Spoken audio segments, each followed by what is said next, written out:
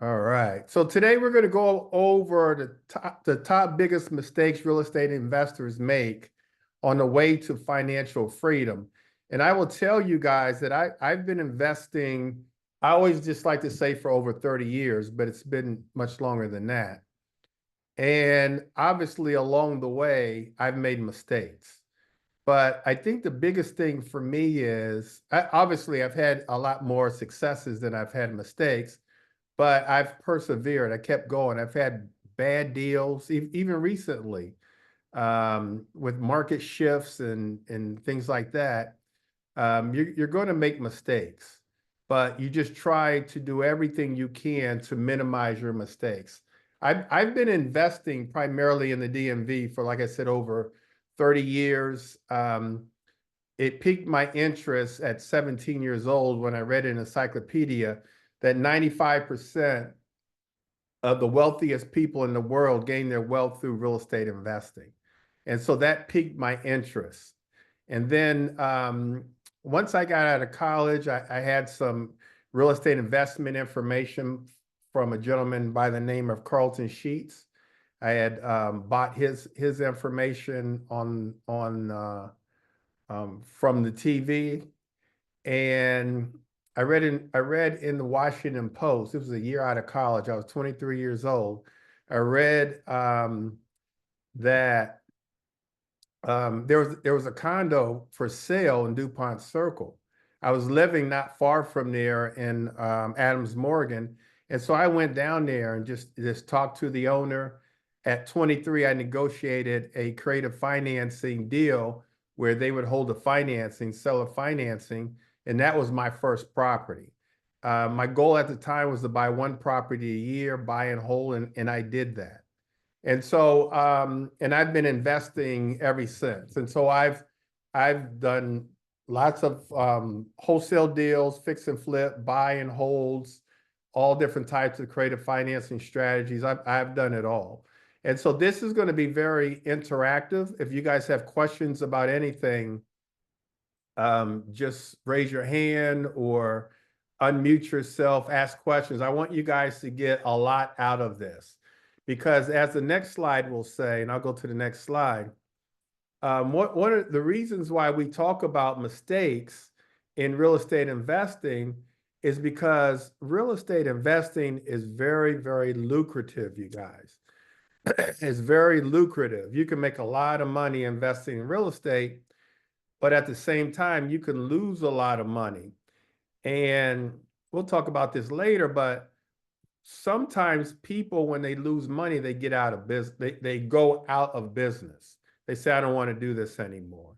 And so mistakes can delay your success. You learn from others' experiences. I'll tell you guys a story.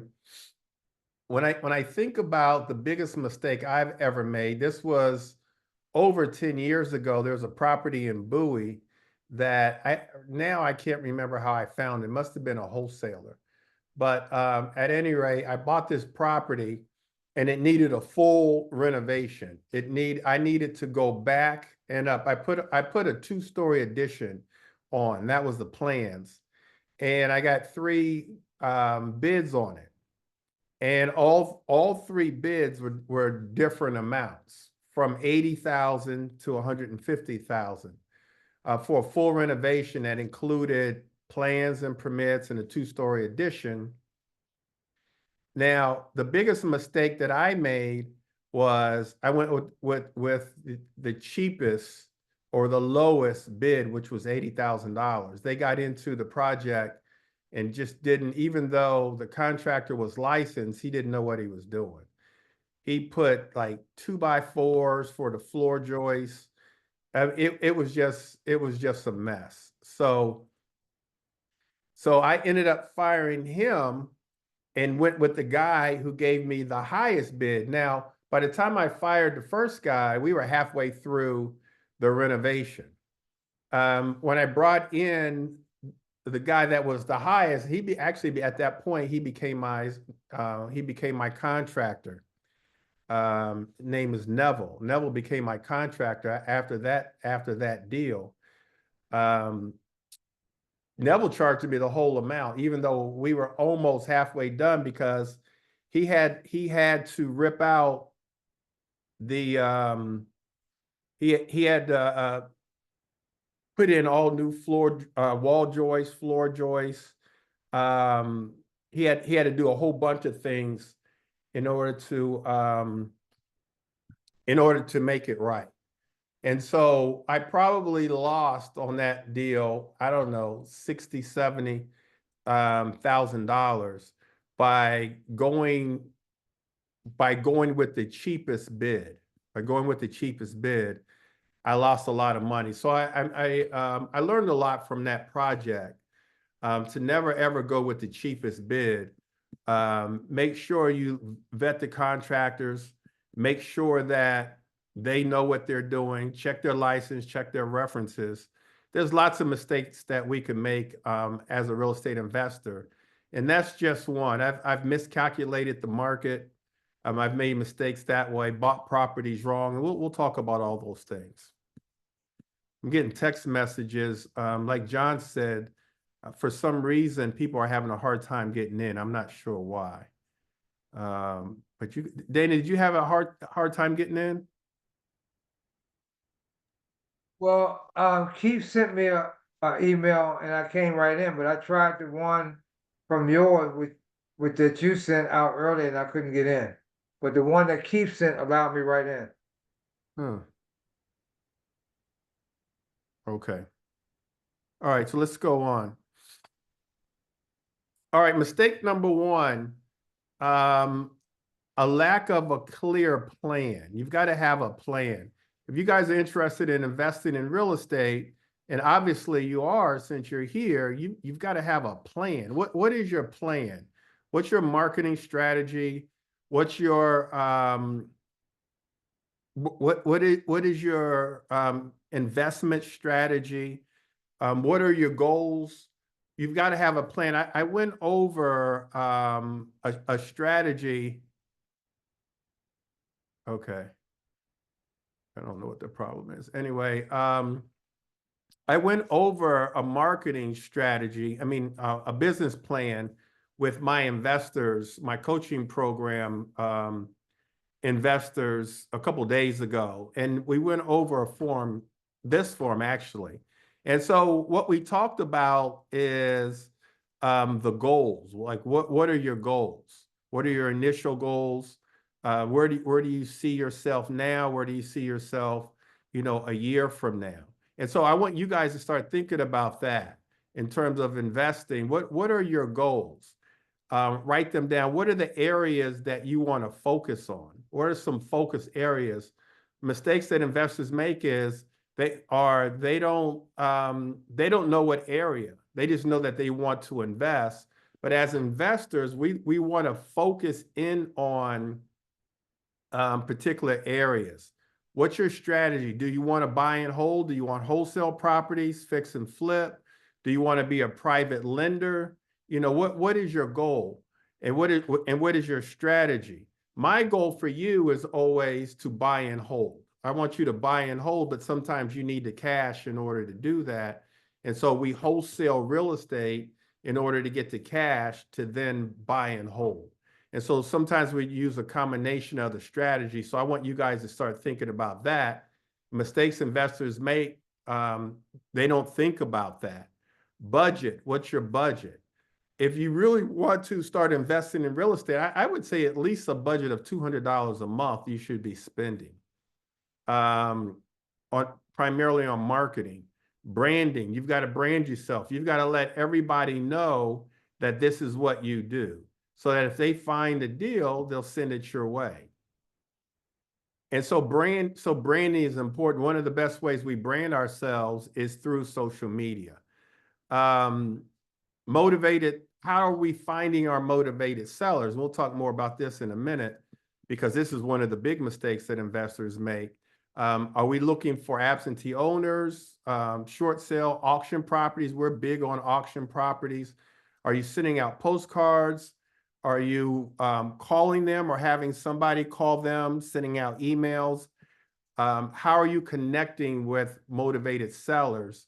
And do you have how you get a list of motivated sellers? That's the biggest thing. And then how are you financing your deals? Are you using a hard money lender, traditional lender, or private lender? How exactly are you financing your deals? And then who are the people that can help you with these big goals of yours?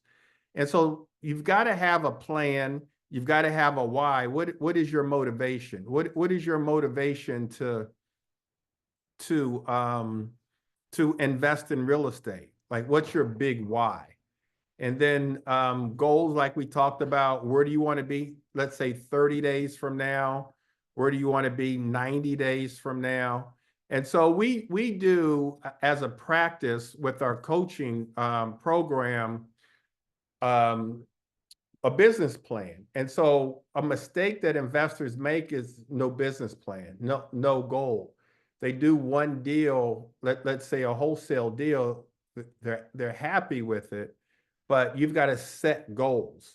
And so let me pick on Dana. Dana, have you thought about what your goals may be for this year? Yeah, and I was just going to text Keith because he's going to send me the sheet so I can go ahead and put it on paper. Okay. So I have idea. It's not fine tuned, no, not Okay. yet. Okay. All right. So you guys start thinking about a goal so that you have a clear plan. We're starting off 2025. Let's have a clear plan on what you want this year to look like. And so let's not make the mistake of, I want to be a real estate investor, but I don't have a plan. So you've got to put together, it's because it's a business. So we call it a business plan. All right, mistake number two is lack of action. I see a lot of investors um, just saying they want to invest and just never taking action. You guys have taken action. You guys are on this webinar tonight, but we've got to continue with the action. I see a lot of people having fears and analysis paralysis. Anybody on here? Does this describe anybody on here? Having fear of getting started or analysis paralysis. A lot of you guys come to a lot of the events that I do and never take action. And so you've got to push yourself to take action. Being part of a community will allow you to take action. Even meeting with us, one-on-one, will allow you to take action. But you've got to tell yourself in 2025, this is the year for me to take action. Like, I've got to take action. I've got to stop sitting idly by and letting this real estate investing just go by me. This is my year. I'm going to take action. And so you've got to tell yourself that, but you've got to get started. And for some of you guys, you got to push yourself to get started. All right, bad financing decisions. Has anybody made any bad financing decisions when buying properties? Anybody made any bad financing decisions? I certainly have. And so I can just remember during the recession, I was over leveraged. I had about 13 properties that I was renting out primarily to Section 8, but they were all partial tenants. I had some market rate tenants, and some of them lost their jobs. Of course, the real estate industry got hit really, really bad. And I just didn't have any reserve supplemental income to pay the mortgages. So slowly but surely, I started selling off my properties. And I just feel like at that time, I was over leveraged. I had too many properties and I didn't have enough reserve in the bank to help me in case something went wrong. And so that was a big mistake that I made. That was 2008, 2009. Big mistake I made. I'll never make that mistake again. But I was over leveraged. And then sometimes we go with like a hard money lender, I'll raise hand. a hard money lender that I only want to use a hard money lender that I don't have to make a monthly payment. That's a clap. Go ahead, Susie. Go ahead, Susie. Okay, go No, ahead. Greg, one of the things that we were saying. Hi, Greg. It's Susie and Andrew. One of the lessons that we learned is making sure that you have the right hard money lender. There was a point where you helped us out at one point, so I think that's very important. Getting the right hard money lender is very important to help growing your business. Yeah, you get the wrong hard money lender. Some hard money lenders, their main focus is to like they're sitting back waiting for you to fail so they can start charging late fees and take the property. And Well, so yeah, I'm sorry to interrupt, but to add to that, we've got involved with one what wasn't waiting, but he was planning and delaying a lot of milestones that he was supposed to meet. yeah. And so I've run across that too. So we have relationships with hard money lenders that won't do that. They want to take pride in your success. They want to see you succeed, so you'll continue to go back to them. They don't charge you a monthly fee. They get if they charge points, they get that up front, but all the interest, they'll take that once you sell the property. And so those are the ones that you want to use. But when you're fixing and flipping and or buying and holding, you want to make sure that your financing is right. I got a buddy of mine in Atlanta called me the other day. He got sounds like he got a hard money lender on a rental property. I guess he was hoping to refinance, but he couldn't refinance, and I think he lost his property. And so just make sure of the finance, and that's a big mistake that a lot of investors make.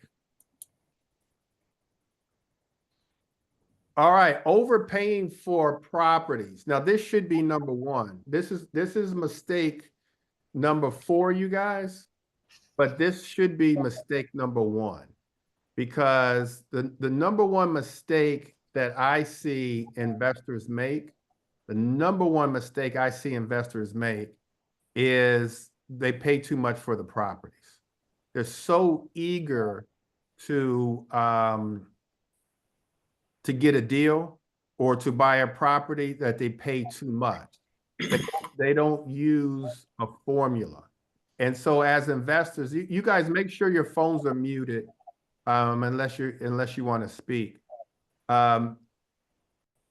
They don't use any particular formula. And so as real estate investors, we have to use a formula because, like I said, the number one mistake investors make is buying the properties wrong. I'd rather you walk away from a deal from a bad deal than really sometimes, buying a good deal. You want to focus on buying good deals. You make your money going in. You make your money when you buy the property right. I like to say buy the property right, pay it down, pay it off as sort of a mantra, but you've got to buy it right. And you've got to buy it according to the formula. I use formula still.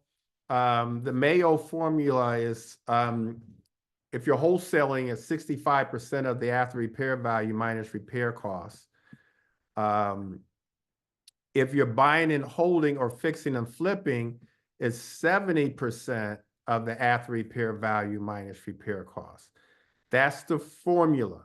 You have to use it or you're going to make a mistake. As a wholesaler, I see wholesalers, and we'll talk about wholesaler mistakes in a minute, putting the properties under contract too high. They didn't use the formula. And now they can't sell the properties.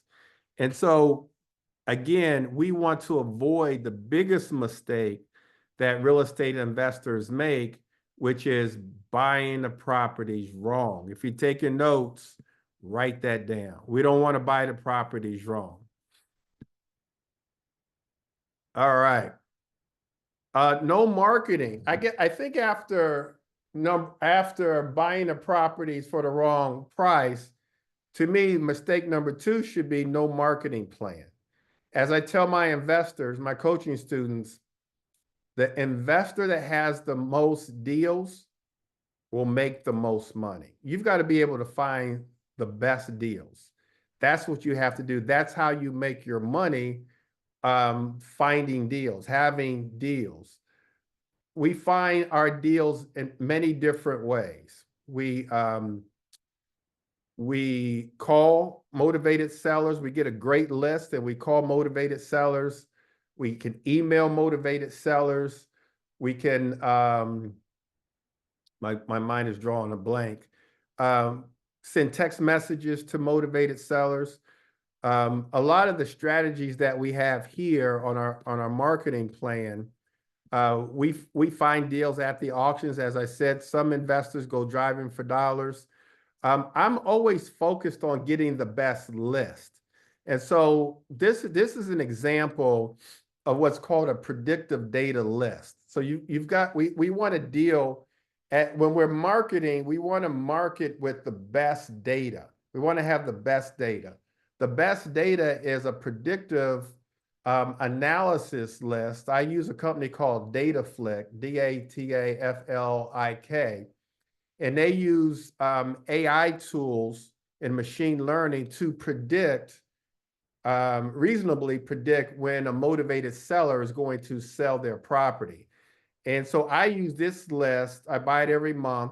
I actually give free of charge, give some part of this list up to 1,000 contacts. We gave 200 contacts the other night to our coaching students. And so what this list does is, if you guys can see here, the investor score, if they have an investor score over 80, that means they're probably going to sell within the next 30 to 60 days. And so this one right here with the score of 97, this property on 50th place, needs to be called, needs to be door knocked, needs to be send a postcard because they're either in pre-foreclosure, they're either tax sale, there's like 40 different data points that the AI uses to come up with this list. And so I buy this list. It costs a couple $1,000s a month, and then I share it with my coaching students. But just to share it with you, it has the property address. This is a DC list, where the neighborhood is, the value of the property, the seller's name, the seller's mailing address, which could be different from the property address. It could be an absentee owner. And it tells us over here whether it's an absentee owner or not. Single family home, whether it's a row house, bedrooms, bathrooms. It has the phone numbers. So this list has already been skip traced. So when we give it to our coaching students, they don't have to worry about skip tracing this. It's already been skip traced. So there's already phone numbers on here. But then also what I like about it is it has email addresses. And so we can use the email addresses to send out emails to these motivated sellers. It lets us know if it's a pre-foreclosure, and most of these are pre-foreclosures where they have some type of lien on the property, mechanics lien, if they filed bankruptcy, if they're an absentee owner, if they're a senior. Look at this, whether they're they own a mortgage on the property, so these are free and clear, and some of these are high equity. And so this is the type of list that you want to get. Now, once you get this list, you've got 4 things to do with this list. So if I give you a list of 200 people, if you get the data, you can text them because you have the phone number. You can call them because you have the phone number. You can email them. You've got the email address, and you can send them a postcard because you have the address. You have the property address, and you have the address to where the homeowner is. A mistake that investors make is they don't get a good list. They don't get the right list. That's the right list. A predictive data analysis list. And so there's companies out here like DataFlick, 80/20 REI, and Audantic that's all they do for real estate investors is they have data scientists that pull data. And Great. go Great, go that's ahead. a very nice list. I've never seen a list like that before. That's Yeah. a really nice list that you just put on that screen. Yeah. And so it's like, just think about going fishing. Dana, have you ever been fishing? Yes, yes, And so sometimes you go fishing and you don't know where the fish are, but you know they're somewhere out in that lake. And so you just get out in that lake and you drop your line, you got your bait on there, and you're hoping that somebody, a fish or a motivated seller, bites that line, right? yes. But what if you went fishing? They actually have this. What if you go, give me a second, Susie. What if you go fishing and you have some type of radar and it tells you where all the fish are? Now Right. you're going to go right there where the fish are, and then you're going to Yeah. drop your line. Yeah, I've never seen a list like that. Those fields and that information, that's a really nice list. Yeah, yeah. Go ahead, Susie. I had a quick question. So does that list eliminate the do not call, the names, or do we need to take that extra step to check? Yeah, they do that. Okay, thank you. Yeah, that's what the commercial fishermen do now. They have the radar. Yeah, I actually went out fishing. The radar for the fishermen is nothing new. They've had that for a few years now. But so that's what that list is. That list is going fishing with the radar.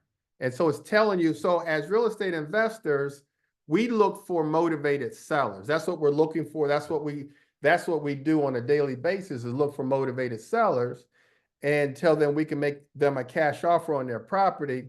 With this predictive data list, they've already done that for us. Now, again, it's not cheap. It's $2,000 a month. I share this list. So on, I think it was Monday or Tuesday, I don't remember which day. We shared the list, part of the list, 200 contacts with our coaching students. So now they're calling, now they're emailing, or eventually we're teaching them how to do it. They can send SMS, text messages, and also with the addresses, they can also send a postcard. And so they can hit these people with these scores over here 4 different ways if they want, 4 different ways. Especially the one, any score over 80, these people are ready. This is the radar right here. This is the radar we've all been looking for as real estate investors. And the mistake that investors make is we have lists. We can get lists from PropWire, from PropStream. We can get lists, batch leads. There's different companies we can get lists, but we need the best lists. And so we need a predictive analysis list so that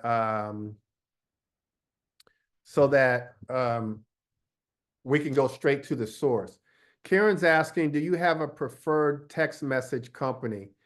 I do. I'll get it to you. I want to say it's called Smart something. Google text message company Smart, and it should come up. It's Smart and something. Smart. I actually do it. I get 2 appointments a day with my text message marketing. Somebody Google it for me. It's Smart something. Text message marketing for real estate investors, Smart, and it'll come up. Put it in the chat for me. But that's the name of the company. If we can't find it, I'll send it to you after the meeting, Karen. All right, any other questions about marketing? This is it, you guys. This is the holy grail. We've got to, if you can find deals, if you can generate leads, you're going to make a lot of money. All right. Mistake number 6. Miscalculating repair costs. We've got to calculate the repair cost, you guys. Hold on, let me see something. Smart contact. Yep. Smart contact, Karen. That's the name of it. That's who I use, smart contact. Smarter contact. All right. All right. Another mistake that's often made is when I talk about ARV, after repair value, there's really 2 elements in that equation that you've got to get right. And those are the after repair value for the Mayo, after repair value and repair costs. I want you guys to use either a contractor, a coach or a mentor, the cash buyer who you're going to assign the deal to if you're wholesaling. Use one of them. I don't know that I would use a handyman, but definitely a contractor, coach, mentor, cash buyer, because you got to get that repair cost right. Now, sort of as a rule of thumb, if you have to go on an appointment, you don't know where the repair cost is, there's nobody at your disposal, you can't change the appointment. I generally use, as a rule of thumb, 20% of the after repair value for my repair costs. 20% of the after repair value for my repair costs. Now, that's without looking at the property. I don't advise to do that, but if all else fails, 20%. So let's say after repair value is 400,000, you know it's 400,000. Repair costs is about 80,000. Obviously, it depends, but if you have to plug in numbers and make an offer, use 80,000. Because here's what we do. We make offers and we run the Mayo formula. If all else fails, no contractor, nobody's around, use 80, get them under contract. You do a walkthrough and then you can renegotiate. You can always renegotiate once you get them under contract. Any questions about that? You can always renegotiate. And so if all else fails, use the 20% rule. But my preference for you is to take a contractor, coach or mentor, or somebody who's done, 10, 20 projects. And again, take your partner if you're partnering, take a cash buyer. If you're wholesaling, take the cash buyer so that you don't make mistakes. We oftentimes underestimate the repair costs in order to make the deal work. And then oftentimes a contractor will underestimate the repair costs. And then now there's what's called change orders. And so because I've been doing this for so long, I know what the repair cost is. I can walk into a house and give you a pretty good idea of what repair cost is. Now, what's happening to me lately is I'll know what the repair cost is. I'll ask the contractor, what's the repair cost? And in most cases, they lowball the repair cost. My repair cost in my mind is higher than what theirs is. And so I'll go with what they say, knowing that they're going to have some change orders or they're going to go up, or at least mentally be prepared for it. So when they do go up, I've already gone up and my numbers already work. Hopefully that makes sense. My numbers already work because they may tell me 50,000, but in my mind, like, this is at least $60,000, $70,000 job. I'll go with them, sign the contract with their number, but knowing that it's going to, and 100% of the time it goes up. But that's okay. I've already prepared for it. All right, wholesaling mistakes. Wholesaling mistakes. What are some of the wholesalers? We've got some wholesalers on here. You guys tell me, what mistakes do you see wholesalers make? Anybody? Anybody? What mistakes have you guys seen made from either yourself as a wholesaler or wholesalers make? Obviously, they've put the properties under contract for the wrong price. That's like, I see that a lot. Anybody else? Any mistakes you guys seen? Anybody want to contribute?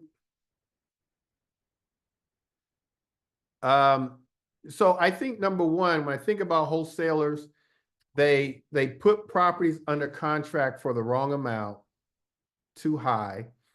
When they go to assign the contract to a cash buyer, they ask for too much money, too high of assignment fee, they're too greedy. Generally speaking, you guys, as a rule of thumb, the wholesale fee should be about 5% of ARV, 5% of after repair value. So if after repair value is 400,000, wholesale fee should be, and this is negotiable, but it should be somewhere around $20,000. About somewhere around 5%, because you're putting the property under contract for 65% of the after repair value minus repair costs, and a cash buyer is buying it for 70% of the after repair value minus repair costs. The difference is 5%. The difference is your assignment fee, so 5%. And I see wholesalers asking in many cases for much more. Greg, I would say one mistake is not negotiating properly. Yeah, absolutely. Absolutely. And so as a wholesaler, there's two negotiations. There's a negotiation with the motivated seller, and then there's a negotiation with the cash buyer. There's two negotiations, and you've got to negotiate. We teach negotiation, or the art of negotiation, in our coaching program. And Dana's in our coaching program.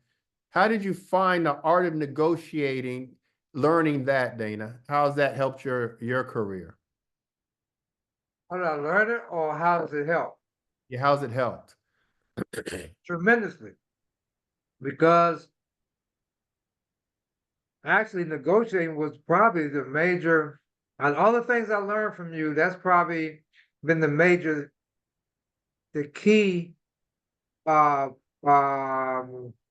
that got me where I'm at, because it allowed me to make those wholesale deals that allowed me to purchase the buy and hold that I had. Had I known that, it wouldn't have happened like it happened. Had I not learned that negotiation tactic. Yeah. So we got to negotiate, and then we got to renegotiate, and we've got to know our numbers. You got to know your numbers, and then you got to know when to walk away, and follow up, because oftentimes you'll walk away and they won't be able to find anyone that gives them a better deal, and they can't find you. So sometimes you walk away and follow up. You stick to your numbers. You stick to your numbers. You make your money when you negotiate the right amount. You make even more money when you're able to do a better negotiation. Go ahead, Susie.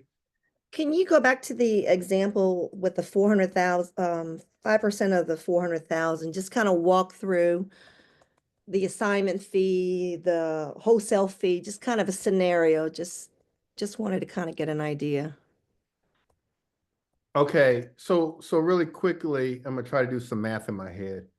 Let's just say it's 300,000. So let's say after repair value is 300,000.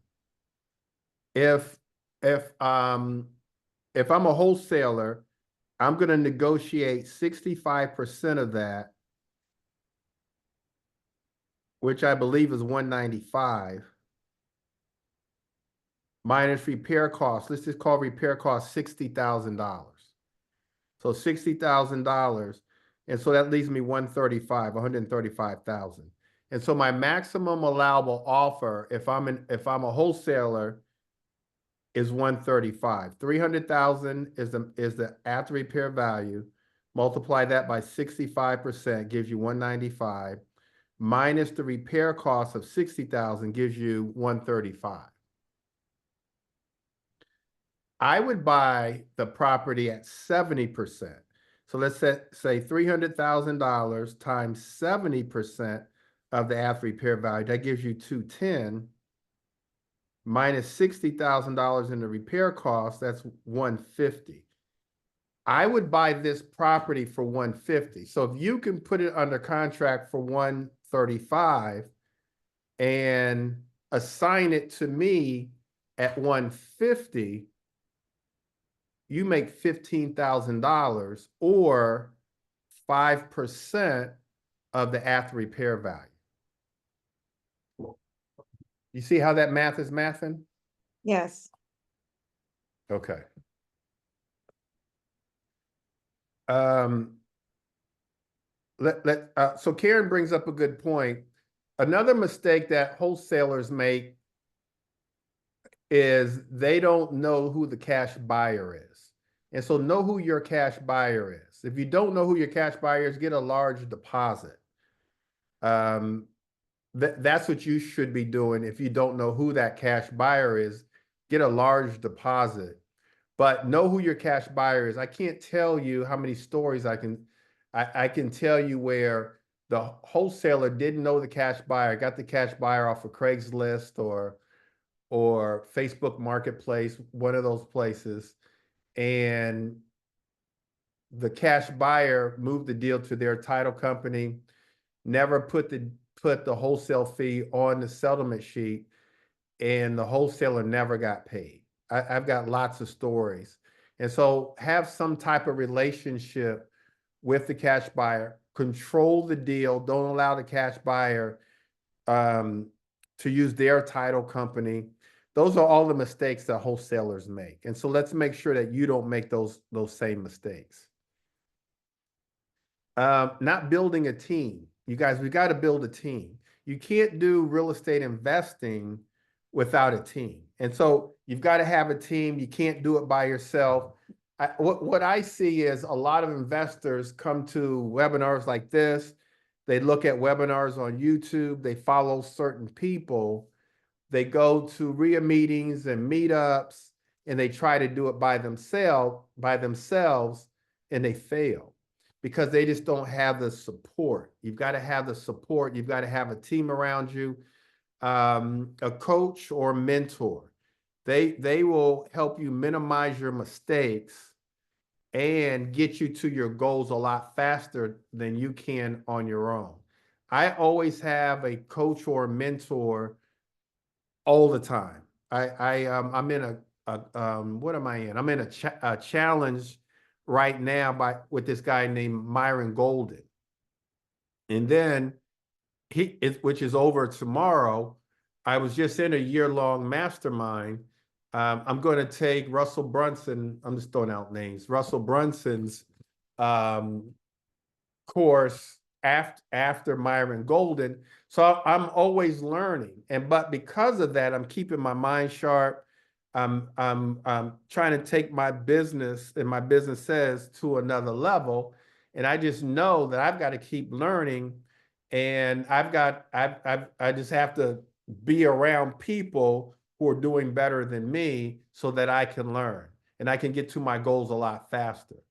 You guys, being an entrepreneur, being an investor, sometimes is about speed. And the way we get to our goals faster is allowing other people to help us. And sometimes it's about spending money. I was invited to be on a boat. My coaching students know this story, on Brad Chandler's boat. Brad Chandler, if some of you guys heard of the company Express Home Buyers, about 2 years ago, and I've known him over the years, but we have a mutual friend. And so 4 of us went out on Brad's boat. It's like 99 degrees out there. And Brad said, you know what? You should join the mastermind I'm in. And this was 2002, where the market started to tank. And I knew I needed to do something because there was a lack of inventory, interest rates were going up. I had to do something. Could have been 2003.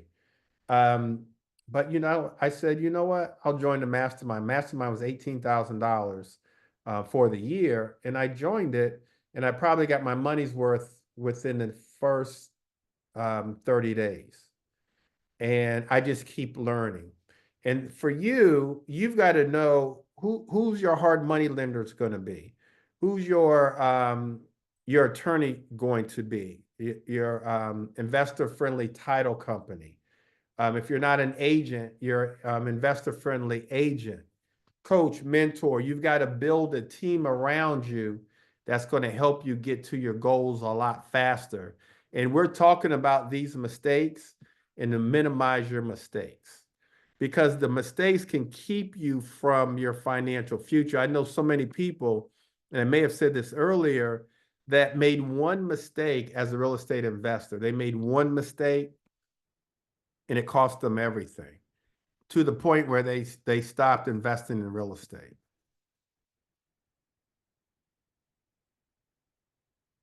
Mistake number 9, giving up too soon. I see a lot of investors give up too soon.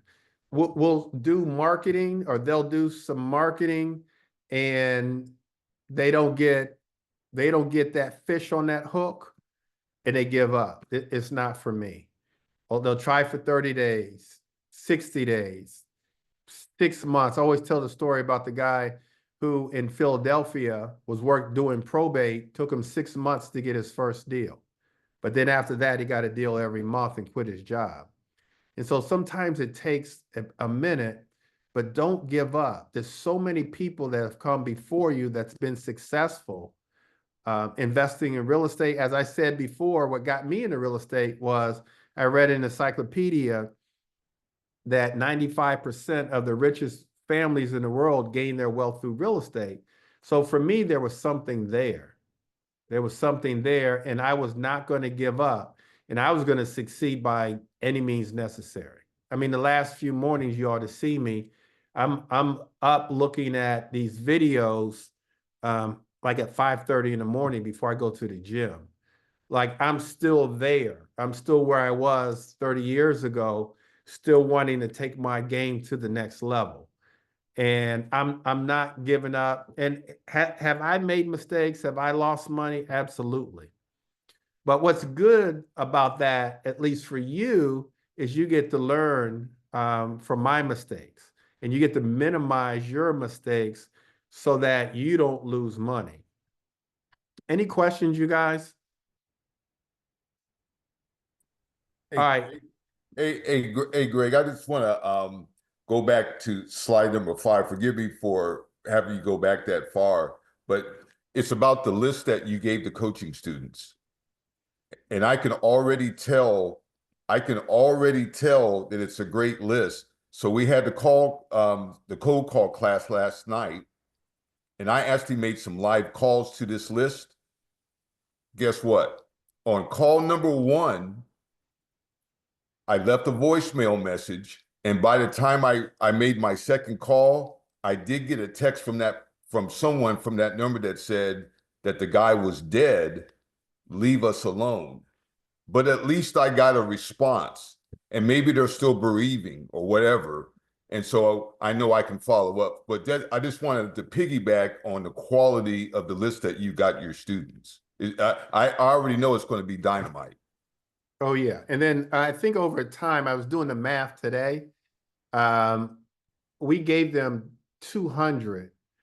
I'm thinking that we can give them up to about 1,000 that they can call, they can email, because the email addresses are here. They can send a postcard to, they can send a text message to. We can, as part of our coaching program, I think I can give up to about 1,000 of these. Yeah, but that predictive data is just a game changer. And so with all the information on there, it just gives you more confidence even, to go forth and try to seek these people out. So that was what I wanted to say. It's a good list. Okay. All right. Where are we? Are we here? Oh, mistake number 10, you guys. This is the last mistake, and this is what I see. You can't do this by yourself. You got to be a part of like-minded people.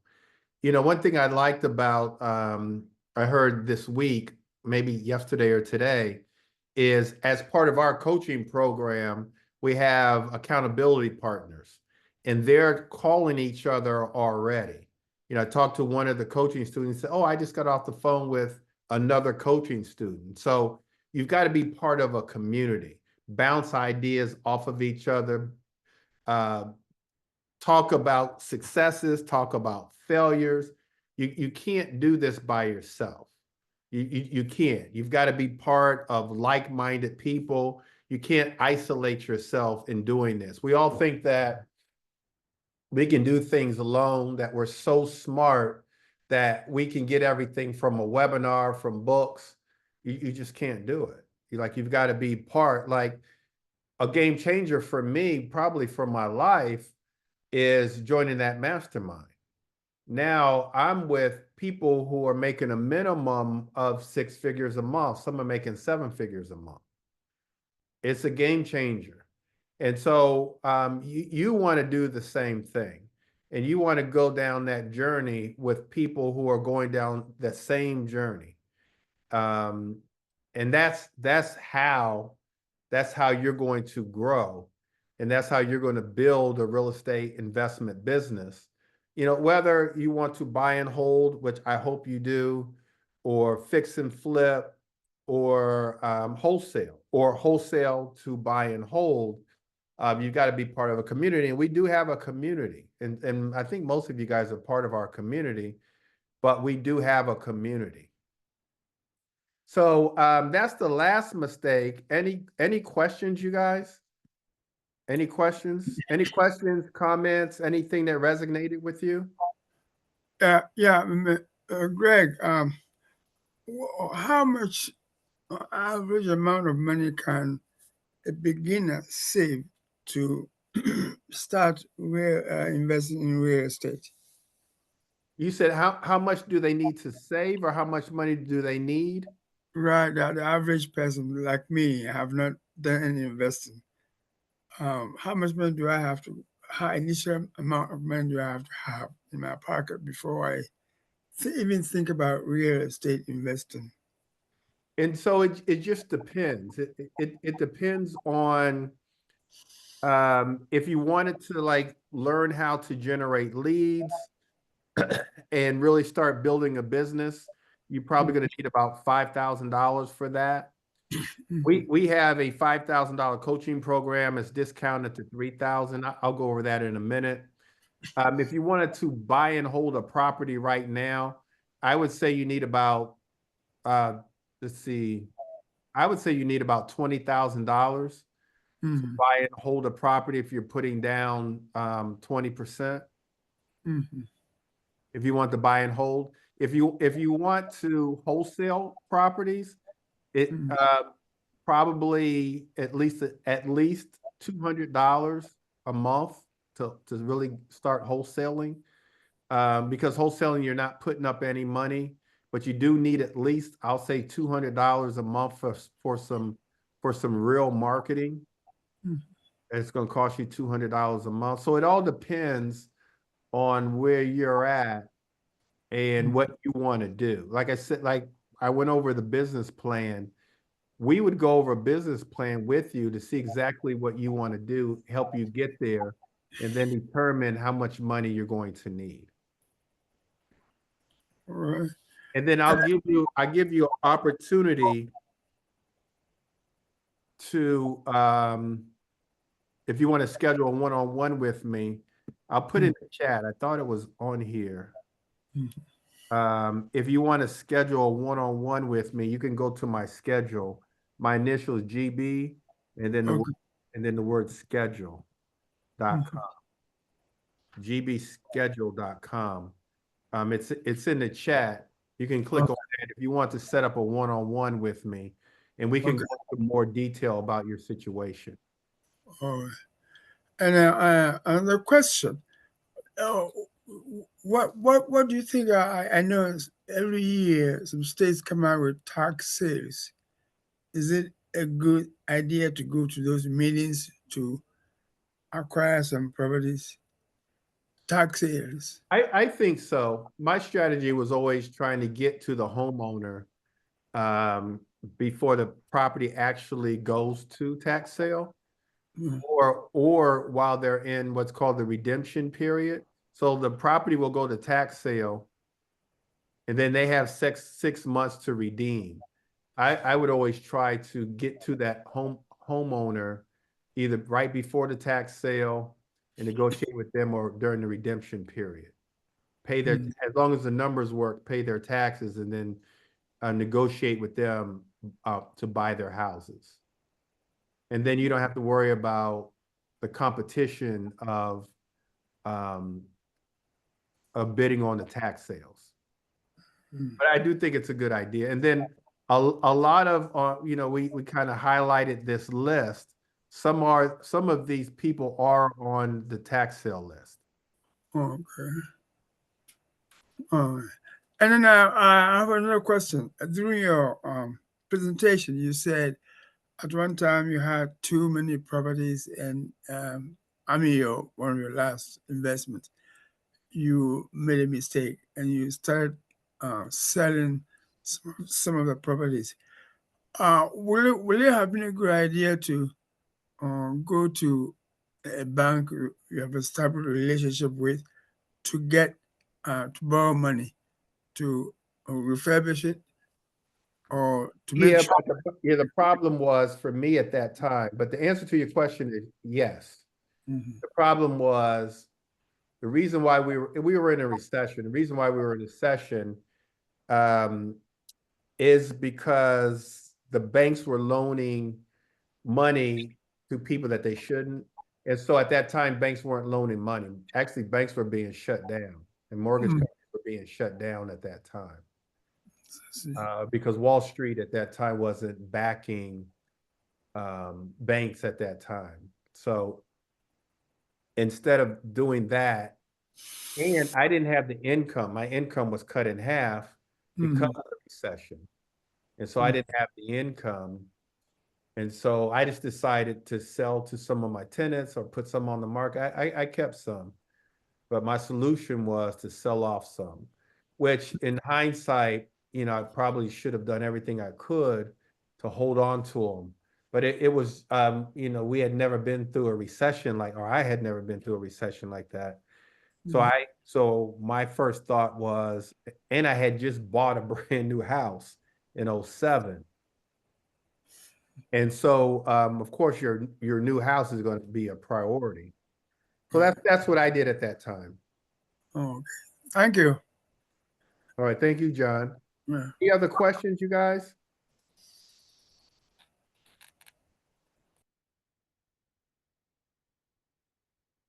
You guys are quiet. You guys must be watching the football game. Are you guys watching Notre Dame and Penn State play? If somebody's watching, can you give me the score? Yeah. Paying attention in class, Greg. That's what we're doing. Okay. All right, so look, you guys, let's minimize our mistakes. Let's get to the prize as fast as we can. It's about speed. Being part of a community will help. I would love to help you guys. You can follow me on Instagram. This is my Instagram. I've got my YouTube here, Wealth Building with Gregory Bennett. Email. We do have a platinum coaching program that I can go over. And so if some of you guys want to hang on here, I'll give a 5-minute, just like a 5-minute spill on my coaching program. I'll do that now. If you want to get to the game, I have to go. We'll catch you on the next webinar. But I'm gonna let's see, let me just go to my coaching program really quickly. And as I said, it's you guys need help. We've been coaching for a long time. Our coaching program, it's a $5,000 coaching program. We've discounted it to $3,000, $29.97, or 2 payments of $1,750 until the end of January. And so I've tried to think of everything that you need as a real estate investor, or a lot of what my past coaching students needed, and just provided a lot of the things free.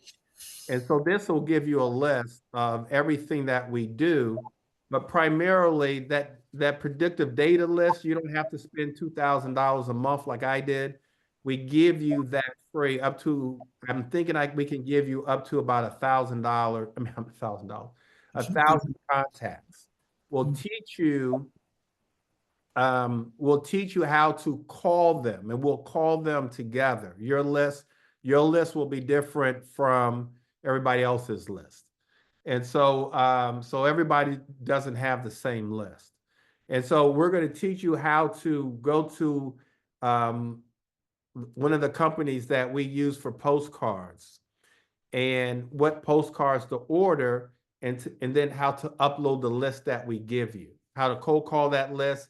Emails, we're going to give you the emails so that you can do some email marketing. We're going to give you that. We actually go out in the field, you guys, at least once a month to look at auctions. I'm big on auctions, buying properties at the auction. Dana, actually, who's on here, actually bought a property that we did a tour. We did a tour on a Saturday. He bought a property that we toured on a Tuesday. He was the highest bidder and won. We do one-on-ones with you, unlimited one-on-ones. And I think we say 3 here, but it's unlimited. Every Tuesday night, you guys, I physically teach a class. I don't say, go look at a module and come ask questions. I teach. And so this past Tuesday, we did the business planning. This coming Tuesday, I'm going over contracts. The following Tuesday, I'm going over Mayo. And so we can buy the properties right. I think Thursdays, Keith and myself is a day for marketing. And so every Thursday we'll go over marketing, how you're going to generate leads, and then generate the leads for you, whether it's cold calling, teaching you how to do the email marketing, and then doing the email marketing, doing the direct mail. I have an investor toolkit that has all the forms that you need, all the contracts, templates, scripts, letters, postcards, emails that you need. It's all in my investor toolkit, and you get that free of charge. And then we do generate deals, real life deals. We want to wholesale to you if you want to buy and hold. So if you're a wholesaler in our group, you already have cash buyers in our group. You don't have to worry about using a cash buyer that you don't know. And so we give all of that to you. It's a 12-week course. Again, it's discounted to $29.97 or 2 payments of $17.50. We feel like it's the best program, primarily because one thing that's been a roadblock for our students is generating leads and getting the best leads. And so we've taken out that hurdle, and we give you that. We give you the best leads free of charge for joining the program. We also go out in the field. And so we teach every week, Tuesday and Thursday, but then we're out in the field a minimum of once a month. I don't want to overpromise and underdeliver, so I say once a month, but we're generally out in the field more often than that, either looking at some of my deals, some of our students' deals, or foreclosures. So it's very comprehensive. The last thing I forgot is we have what I call an investor. We're just starting this investor services department where if you have a deal, I will vet your deal. If you have a deal, I will run the comps. You don't have to worry about running comps. If you have a deal, I will go out in the field with you to look at the property, to negotiate. We will help you write the contract. And so we will hold your hand throughout the whole process through our investor services. And so we've got everything for you. We want you to be a part of us. Now may or may not be the right time. You can go to this link. I'll put the link in the chat. It's BBC Platinum. I'll put the link in the chat. Let's see, where are we? Here we are. And you can also schedule a one-on-one with me. Let's see, I'm following Notre Dame is up 10 to nothing. Wow. Okay. No, Penn State is up 10-0. Oh, Penn State is up. Okay. BBC Plat.